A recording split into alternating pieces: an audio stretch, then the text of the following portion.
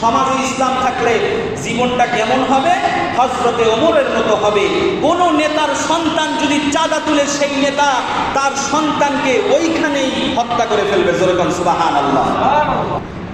আজকে দেখেন আলেম ওলামাদেরকে 15 বছর দমায় রাখার চেষ্টা করছে, কিন্তু আলেম ওলামার প্রতি মানুষের মহব্বত বাড়ছে না কমছে? জোরে কোন বাড়ছে না কমছে? যারা মোবাইল চালায় তারা ভালো জানে বাড়ছে না কমছে। আলেমদের প্রতি মানুষের আস্থা বাড়ছে, কারণ সব দেখছি আলেমদেরকে দেখি নাই। কথা বল ঠিক কিনা? আলেমদের সমাজ, আলেম দিয়ে যদি রাষ্ট্র, পরিবার, পরিজন, সমাজ যদি গঠন হতো তাহলে এই সমাজটা হতো একটি জান্নাতি সমাজ। কথা বল ঠিক কিনা? কেন সাহাবায়ে কেরামরা দুনিয়াতে থাকতেই জান্নাতি টিকিট পাইছিল, আর আমরা কেন এত জন্মের পর থেকে নামাজ পড়ি, জন্মের পর থেকে রোজা রাখি? আল্লাহর নাম সর্বপ্রথম। কোনো বাচ্চা যদি কোনো বাবা মার নাম যদি নাও বলতে পারে, আল্লাহ নামটা কিন্তু ঠিকই বলতে পারে। ঠিক কিনা বলবো?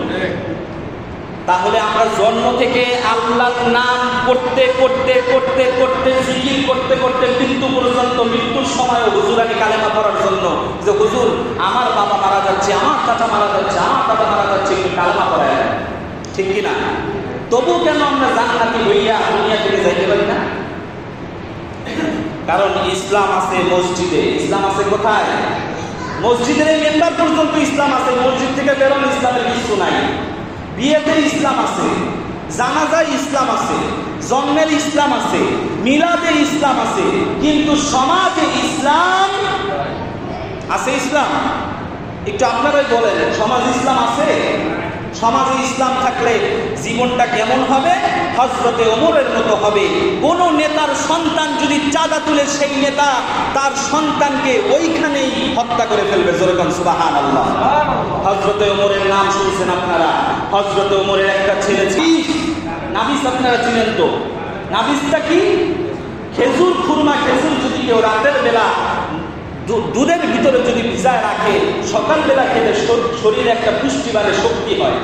সেই নাবিস সে 3-4 দিন রেখে দিলে সেটা মদ হয়ে যায়, তাজের মতো হয়ে যায়। বাংলা মদ যেরকম করে বানায় ওই রকম হয়, মাথা ঘুরাই খেলে মাতাল হয়ে যায়। হয়ে গিয়েছিল।